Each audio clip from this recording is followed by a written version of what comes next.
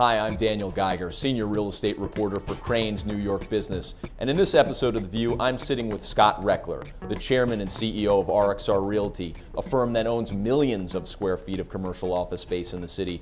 You're also the Vice Chairman of the Port Authority, one of the highest New York State officials at the agency. It's a huge agency, has a purview over a tremendous amount of infrastructure and transit. Obviously, the big headlines have been Bridgegate, that they've engulfed the New Jersey governor, Chris Christie. What's your reaction to that whole scandal? What's your sort of prescription going forward for how to get beyond it?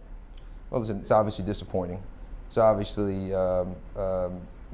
disheartening from the port's perspective because, as I just said before, how important this agency is on a day-to-day basis. And you have a couple of bad apples do something so terrible from a public perspective, right? That it's disappointing that you find yourself in that spot. Are there going to be reforms, do you think, at the Port Authority because of this incident?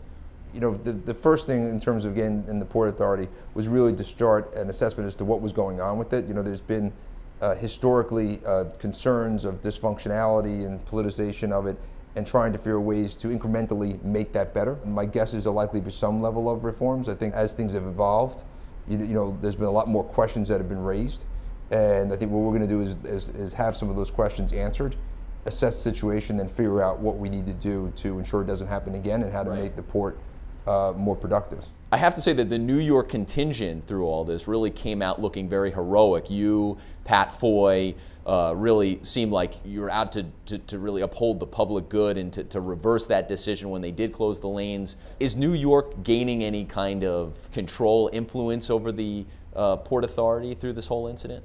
Yeah, listen, it's a joint venture, so it's like a marriage. At the end of the day, we all need to work together, and we need to collaborate to make this happen. So I don't look at this as a New York, New Jersey situation as it relates to the port, at least. There's obviously other issues going on related to New Jersey that are unrelated to the port. But from the port standpoint, I think we're not focused on one versus the other. We're focused on how do we, as a port authority, a bi-state agency, a partnership, figure out how we're going to go forward as effectively as possible.